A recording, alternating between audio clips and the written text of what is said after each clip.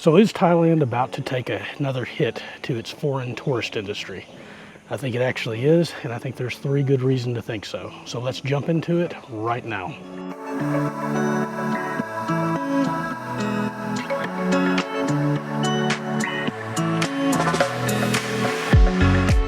So basically there's 3 things that are going on right now that are really going to have an effect, at least until probably the end of May, on the foreign tourist industry, or at least the foreigners in Thailand. And those 3 things are: 1, you've got the situation that's going on in the Ukraine with Russia. Second, you've got the domestic immigration changes that are coming up in the next few days here in the middle of March. And then finally, you've got competition within the region of Southeast Asia with several different places that are opening up. So that's the cliff notes to it. We'll get into the details now. The Ukraine.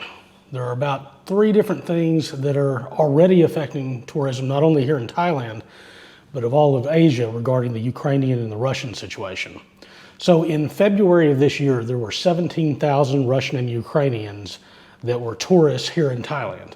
And as of now, we're towards the end of March, coming up towards the end of March, and there are only 5,000 left in the country. So that's a loss of 12,000 that have already gone home or have at least left Thailand. So the tourist industry has already started seeing, especially down in Phuket, signs of those people leaving. And they were a very big group of people under the Test and Go, as well as under the Sandbox programs, that were amounting for the largest sector of tourism was coming out of Russia. So it was a very important sector, and that's gone because of what's going on, because their finances are cut off. They have to get back home. So there are 2 other things that are affecting tourism to Thailand and Southeast Asia in general regarding the Ukraine. One of those is going to be flight routes and airlines. So airlines that are coming from Eastern North America in the United States and Canada, or from Western Europe, fly what are called polar routes for direct flights to get here to Thailand and throughout Southeast Asia.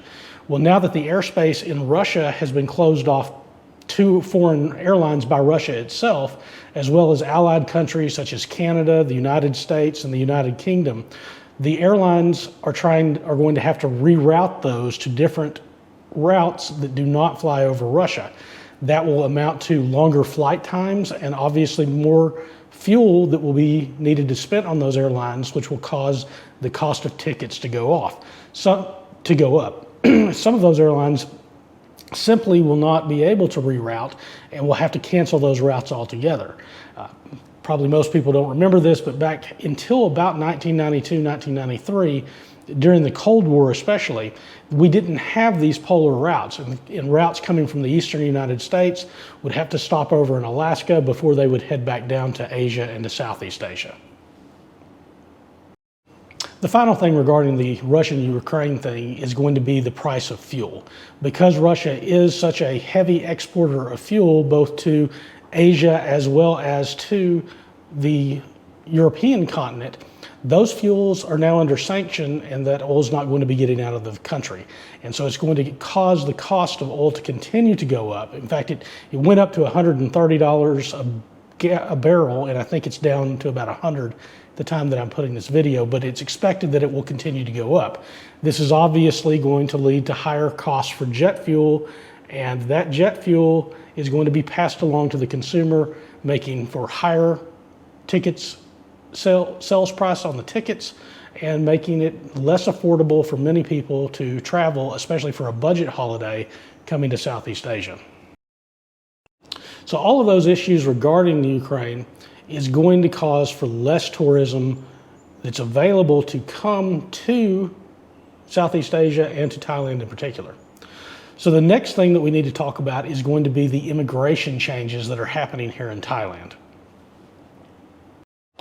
So during the situation that we've had in the world, Thailand came out with what was called an amnesty visa that allowed people to stay in 60-day increments to renew, because maybe they couldn't get home, maybe flights were canceled, maybe their countries like Australia simply were not allowing their citizens to return home. So as a humanitarian thing, the nation of Thailand allowed people to pay 1,900 baht, go to immigration, apply for a 60-day extension, and these could be renewed over and over and over again.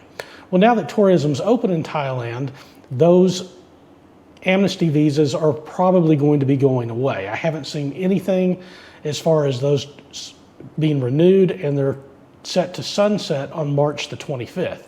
So as those are no longer being granted, and I've seen reports where people were only getting 45 days rather than the 60, some immigration offices simply just were not renewing them in this last stretch. But as those disappear, if people have not switched over to some sort of longer term visa that's appropriate for the reasons that they're staying in Thailand, then those people are going to have to leave, whether it's to go and make a border run or whether it's to leave and then come back, if ever.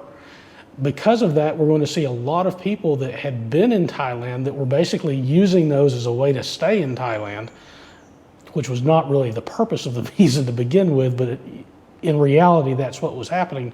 A lot of those people are going to be forced to leave, at least temporarily, if not permanently, so you're going to have a lot of foreigners that are going home. Finally, there is immense competition that is opening up in Southeast Asia and all over Asia, to be honest. So as that competition opens up in places like the Philippines, in Cambodia, in Vietnam, in Malaysia, when those places open up, there's going to be more choices for tourists to go to. Now, everybody in Southeast Asia, in fact, everybody in the world is dealing with a limited supply of tourists that are willing, ready, and able to travel internationally right now and that have the desire to do so. That is a much more limited pool given the current situation that's going on in the world, and that pool is going to have to be shared amongst those countries. In that competition, Thailand was the vanguard. It was the leader in Southeast Asia as far as opening up. They had a pathway to come to Thailand, first through quarantine and then through the sandbox programs and then through the test and go. So all of those really put Thailand as the leader in Southeast Asia for tourism, and it was the country that was getting the majority of any tourism that was available because it's the one that started those programs to begin with. However, as these other countries are opening up, they are doing so at a much more rapid rate with far fewer restrictions and far fewer hoops to jump through compared to what's going on in Thailand right now.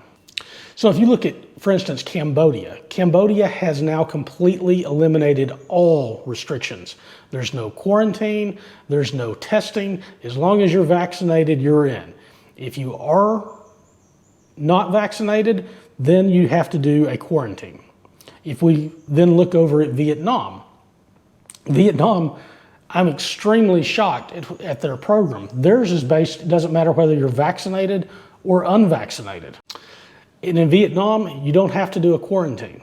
Basically, regardless of whether you're vaccinated or not, you take a PCR test, an RT-PCR test, 72 hours before your flight, or 24 hours before your flight, you can take the rapid antigen test. Now, this is a huge advantage that they have over Thailand because the rapid tests are a whole heck of a lot cheaper. They're much easier to obtain and it's much faster. So it's a huge advantage that any country that allows that has over Thailand because those RT-PCR tests can cost $100, $120 US dollars, depending upon what country you come from. And the Philippines has instituted the same testing requirement that Cambodia has. So the RT-PCR test, you have to take it, I believe it's 72 or 48 hours beforehand, or 24 hours if you do the rapid antigen test, which again is so much cheaper. To get a laboratory one here in Thailand, say down in Bangkok, would cost you about 500 baht, so about $15. Much, much cheaper, much, much easier. And the Philippines has already started talking about going down to a level 0, which means that very, very soon, they won't even be requiring masks if that goes through.